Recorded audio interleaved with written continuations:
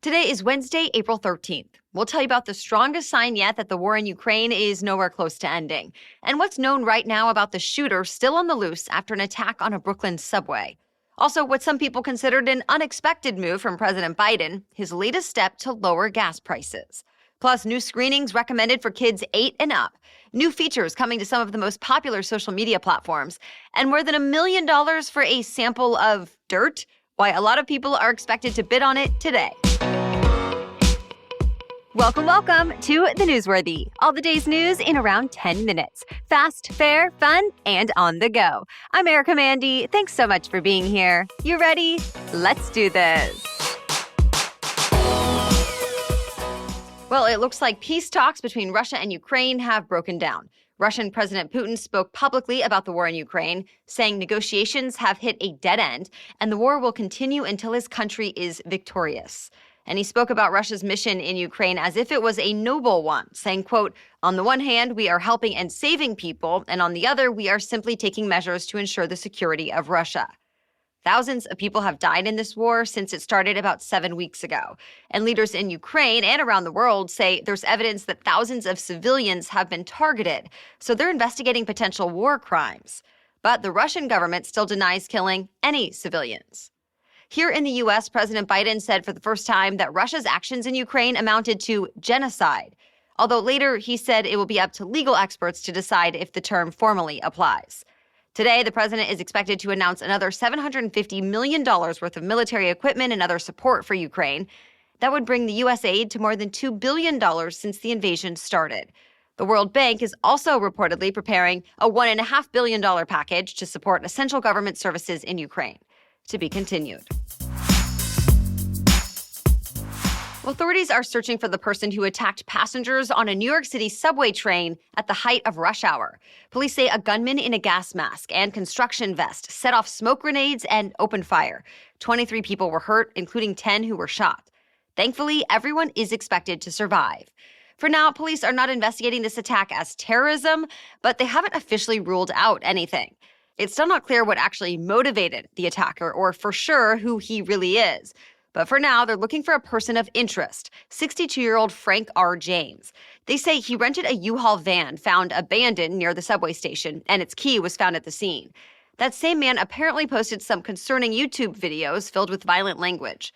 After the shooting, mass transit systems across the country, including Boston, Philadelphia, Washington, D.C., Atlanta, and San Francisco, increased security as a precaution.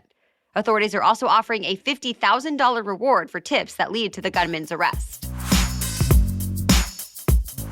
A couple of state public officials are having to step aside in the wake of criminal investigations. First, in New York, Lieutenant Governor Brian Benjamin stepped down after being arrested yesterday. He's facing federal charges related to a bribery scheme. The charges say while Benjamin was a state senator, he had a kind of quid pro quo deal with a real estate developer. He allegedly directed $50,000 in state taxpayer money to that developer's charity. And in return, the developer gathered thousands of dollars in illegal donations to fund Benjamin's political campaigns.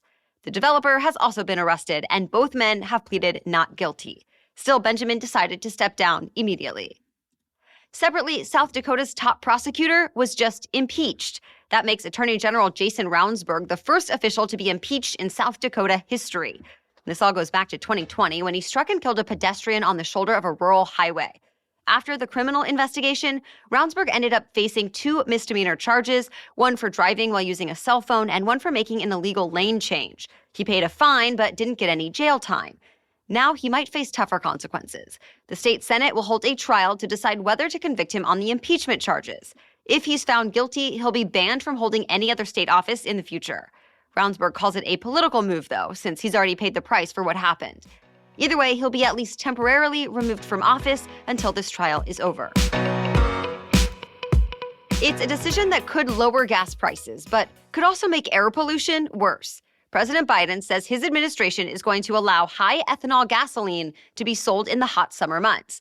So if you're not familiar, ethanol is a liquid fuel that's made from corn, making the U.S. less dependent on crude oil. Already, most gas sold in the U.S. contains 10% ethanol.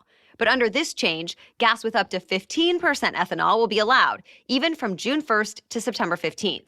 The higher ethanol gas is normally not allowed then because it can create more air pollution. Ethanol advocates, including some Iowa Republicans, are praising Biden's move, saying it'll help create a stronger rural economy. And administration officials say the move could save drivers about 10 cents a gallon.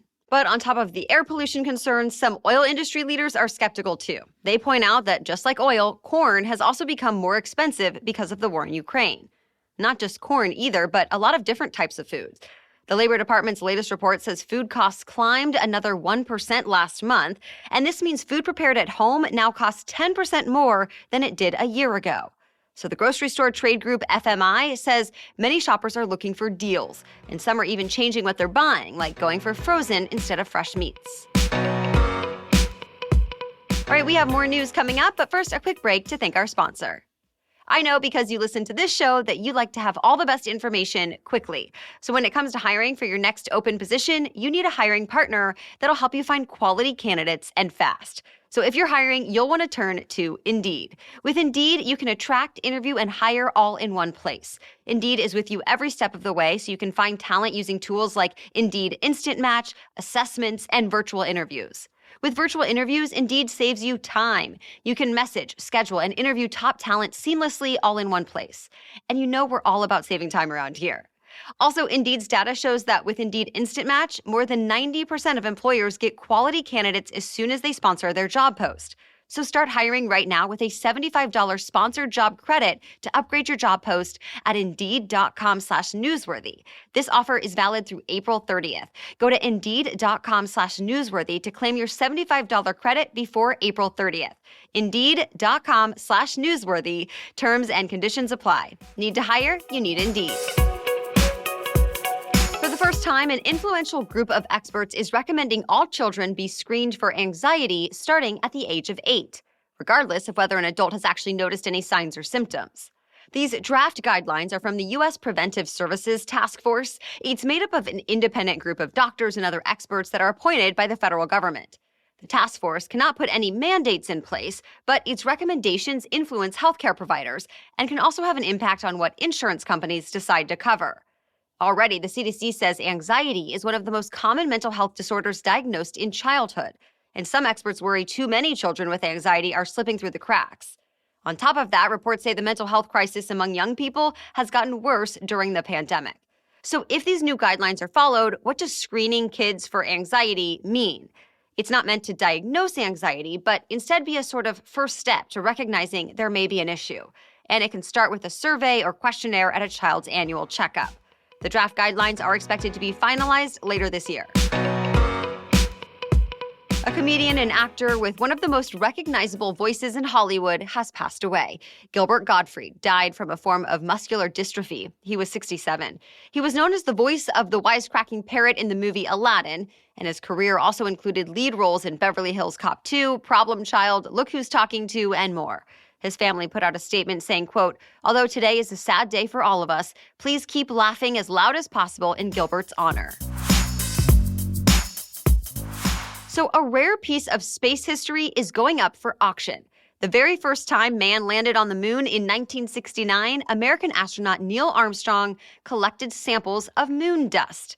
And today, those samples are hitting the auction block against NASA's wishes. For years now, the space agency has been fighting in court to keep the dust out of private hands. It wanted to put the samples on public display. But a judge eventually ruled against NASA, saying it doesn't have any legal rights to stop the sale. So it's happening today in New York City. Bonham's Auction House expects the dirt to go for up to $1.2 million. Part of the proceeds will go toward scientific charities. Snapchat wants to have more breaking news on its platform that updates in real time. The app is partnering with dozens of newsrooms around the world for its new so-called dynamic stories. It'll automatically create and update stories from the publisher's websites using RSS feeds. Meanwhile, TikTok is rolling out a chance for anyone to create their own augmented reality camera filters to use within the app. Though they'll have to follow certain guidelines, so for example, they can't depict plastic surgery like lip fillers. And remember Clubhouse? The live audio app is hoping to lure you back in with games. Clubhouse got popular during the pandemic, but lost some of its hype once people went back out into the real world again. Now, TechCrunch reports Clubhouse may be looking to entice and retain users by testing an in-room gaming feature. The first game, Wildcards, is basically meant as a fun conversation starter, asking you to find a movie the whole group loves within 3 minutes, for example, or to share the last 5 things in your search history.